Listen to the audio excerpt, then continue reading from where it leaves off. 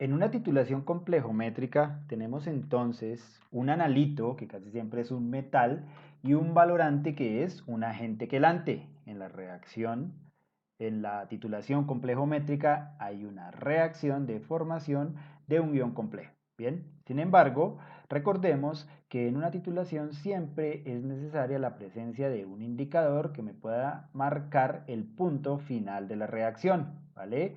En el caso de las titulaciones complejométricas, los indicadores se conocen con el nombre de indicadores metalocrómicos. Estos indicadores metalocrómicos son colorantes orgánicos cuyo color cambia cuando se unen a los iones metálicos en un intervalo característico de cada catión y de cada indicador.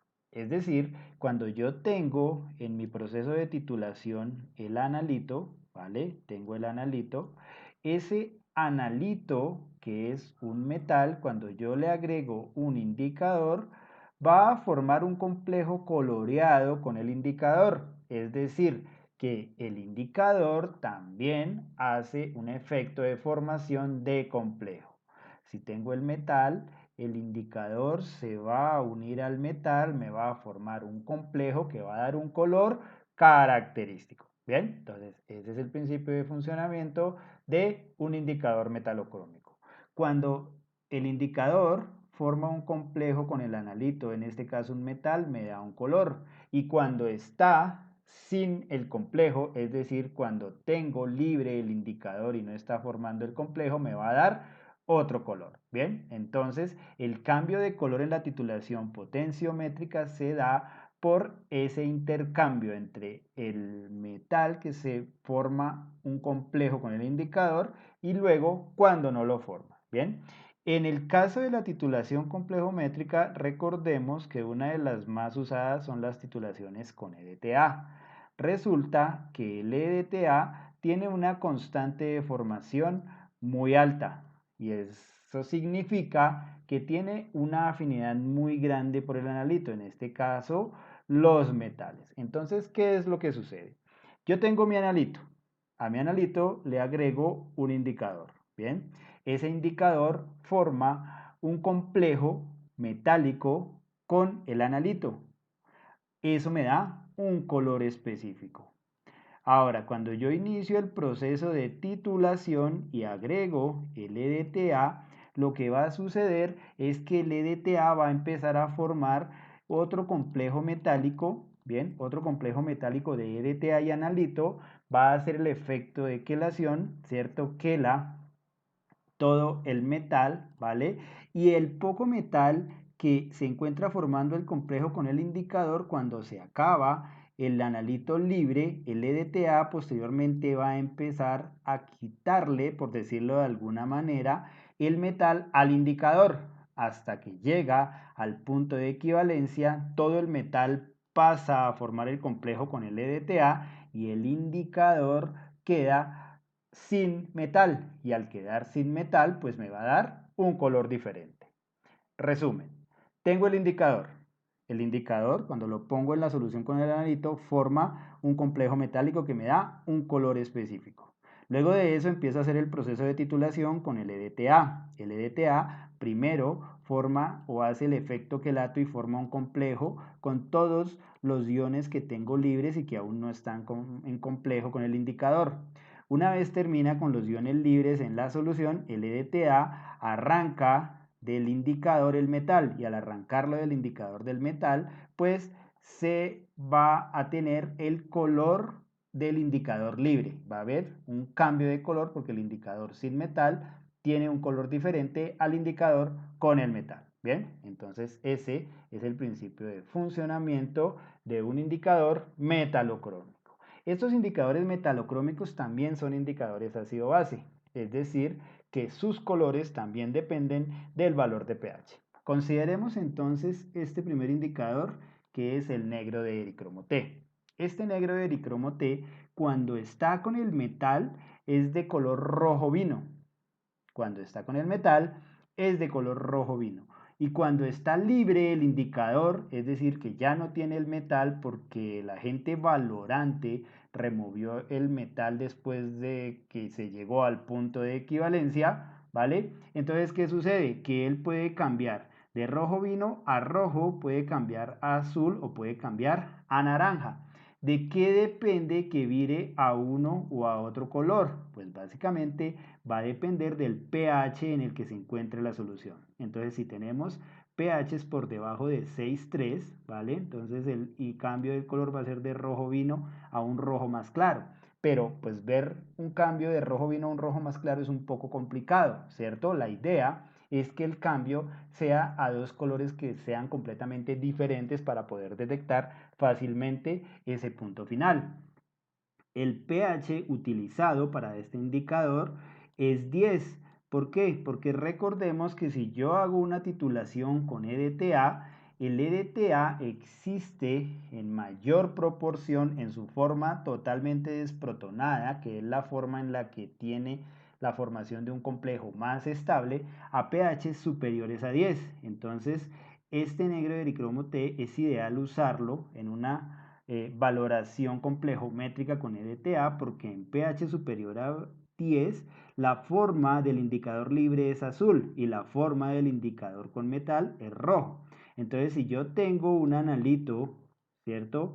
Y ese analito es un metal y le pongo este indicador negro de ericromo T, me va a dar color rojo vino. Y después de hacer el proceso de titulación con EDTA, y cuando el EDTA le quite el metal al negro de ericromo T y me quede el indicador libre, pues a ese valor de pH el cambio va a ser de rojo a azul. Bien, a pHs por encima de 11,6, 12, cercanos a 12, el cambio va a ser de rojo vino a naranja. Sin embargo, el color más usado para este indicador es precisamente este viraje entre rojo vino y azul. Bien, entonces esa es la forma en cómo funciona este indicador negro de ericromo T. Bien, sin embargo, hay otros indicadores como la calmagita, murexida, el naranja de silenol y el pirocatecol. Fíjense que todos estos indicadores son compuestos orgánicos que tienen una serie de protones ácidos. Recuerden que esos protones ácidos se liberan dependiendo de los valores de pH, ¿vale? Recuerden, si nosotros hiciéramos un diagrama de distribución de especies de este negro de ericromo T, pues podríamos observar que la forma que ha perdido dos protones existirían en un alto porcentaje en un pH por encima de 10, que sería la forma ideal, la forma que ha perdido un protón, ¿cierto? Fíjense, la forma que ha perdido un protón, que es en el pH en donde el indicador cambia de rojo vino a azul. Bien, en este caso fijémonos en este indicador, la calmaguita. Él cambia o su viraje es también de rojo vino a rojo, fíjense, a pHs bajos, puede cambiar también a azul o puede cambiar también a naranja, ¿vale? Entonces tiene unos colores de viraje muy parecidos al negro de ericromo T, ¿vale? Y los PK sub A también están muy cercanas. Esta especie entonces va a existir en un pH, en una alta proporción, en un pH superior a 12, ¿vale? Este pues es en un pH alrededor de 10, entonces este podría ser un poco más apropiado que este, ¿vale? En el caso de la murexida, fíjense que el complejo del indicador con el metal tiene diferentes colores dependiendo del metal con el que se encuentre. Entonces, si está con cobalto, níquel más 2 o cobre más 2, cobalto más 2, níquel más 2 o cobre más 2, es amarillo. Pero si se encuentra con calcio, es rojo, ¿vale? Y el intervalo de cambio de color, lo ideal sería que cambiara a azul, ¿cierto? ¿Por qué azul? Pues porque entre amarillo y azul, pues se puede ver de manera notoria ese cambio y de rojo a azul también, mientras que ver el cambio de rojo a violeta puede que no sea tan fácil. Y si quiero ver ese cambio de rojo a rojo violeta con la especie con sus 4 protones, pues sería un poco más difícil. Bien, entonces siempre debo escoger el pH para que el viraje del indicador me permita distinguir entre los dos colores del indicador metalocrómico. Bien, entonces recordemos, en resumen, cómo funciona un indicador metalocrómico. Un indicador metalocrómico forma un complejo con el metal, bien, forma un complejo con el metal y eso me da un color. Cuando el indicador está libre, forma otro color o me da otro color, ¿bien? Y ahí es cuando puedo ver el cambio del indicador. La idea es que estos indicadores tengan unas constantes de formación menores a las de EDTA. Es decir, la idea es que estos indicadores tengan menor afinidad por el metal que el EDTA para que de esa manera cuando estoy titulando con el EDTA, él pueda quitar el metal del complejo con el indicador y al quitar el metal del complejo con el indicador, pues yo pueda ver el cambio de color. Bien, entonces recuerden, indicadores metalocrómicos. Ahora vamos a hablar de otro aspecto importante cuando hacemos titulaciones potenciométricas y es el uso de unas sustancias que se conocen con el nombre de agentes enmascarantes. ¿Qué pasa con esos agentes enmascarantes? Esos agentes enmascarantes son muy importantes porque me ayudan a aumentar la selectividad de las titulaciones cuando yo valoro con EDTA. Esos agentes enmascarantes son sustancias que también forman complejos, pero esos complejos son mucho más estables con los agentes enmascarantes que con el EDTA. Bien, entonces, consideremos el ejemplo en que quiero hacer un análisis de iones calcio, pero resulta que la muestra que quiero analizar no solo tiene presencia de iones calcio, sino también tiene presencia, por ejemplo, de iones hierro. ¿Qué sucede? Que si yo titulo, ¿cierto? Si yo titulo con EDTA esta muestra, el EDTA va a reaccionar con el calcio y también va a reaccionar con el hierro. Pero yo solo necesito que me reaccione con el calcio. Entonces, ¿qué puedo hacer? Pues puedo usar un agente enmascarante que me aísle, por decirlo de alguna manera, el hierro y no permita que reaccione con el EDTA. Entonces, ese agente enmascarante puede ser la trietanolamina. Si yo tengo entonces una mezcla de calcio más 2 y alguno de estos metales, hierro, aluminio, manganeso, vamos a suponer que es hierro, ¿qué puedo hacer para que el EDTA solo reaccione con el calcio y no con el hierro? Pues uso un agente enmascarante. El agente enmascarante va a formar un complejo muy fuerte con el hierro, de manera tal que cuando yo titule con el EDTA solo forme complejo con el calcio. ¿Por qué? Porque la constante de formación de la trietanolamina y el hierro va a ser más grande que la constante de formación del EDTA y el hierro.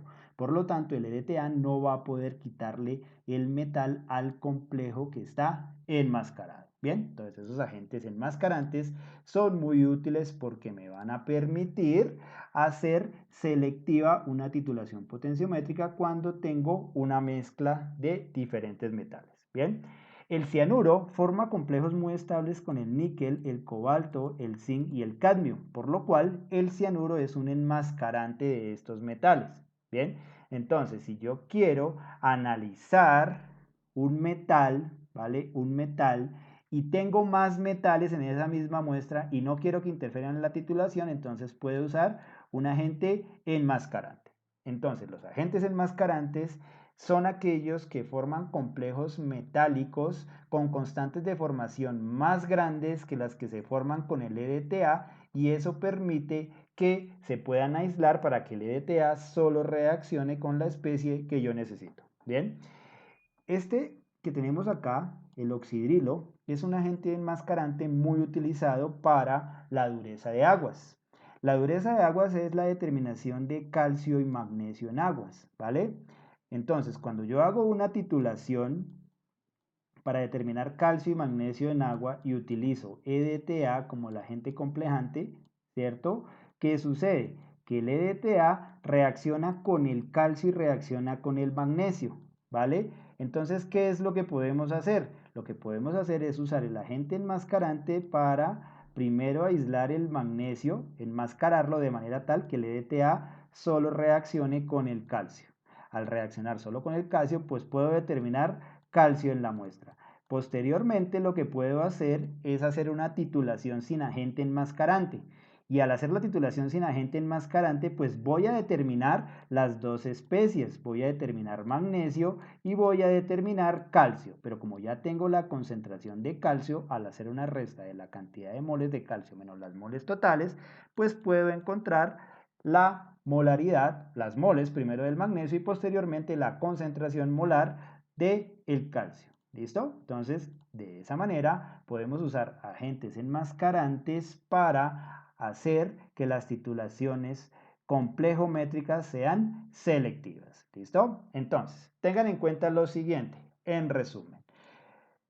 Un indicador metalocrómico, ojo, un indicador metalocrómico es una sustancia que tiene una constante de formación más pequeña que la de LDTA. Al tener una constante de formación más pequeña que la de LDTA, cuando yo agrego EDTA, el EDTA remueve el metal del complejo que se está formando con el indicador. Y al remover el metal del complejo que se está formando con el indicador, va a haber un cambio de color del complejo indicador con el metal, ¿cierto? Complejo indicador con el metal de un color específico a cuando se pierde todo el metal porque se llegó al punto de equivalencia en la titulación y me da otro color. Bien, entonces los indicadores deben tener constantes de formación más pequeñas que las del EDTA, mientras que los agentes enmascarantes tienen que tener constantes de formación más grandes que las del EDTA. Y esas constantes de formación más grandes tienen que ser específicas con algunos metales para que de esa manera se formen complejos metálicos muy fuertes, ¿vale? Y así cuando yo esté analizando con el EDTA, pues el EDTA sea selectivo para una especie de metal que yo quiera analizar y no reaccione con las otras, ¿ven? Más adelante, cuando hablemos y cuando veamos los ejercicios de aplicación, vamos a entender un poco mejor cómo funcionan todos estos agentes enmascarantes y cuál es el proceso de uso de los mismos.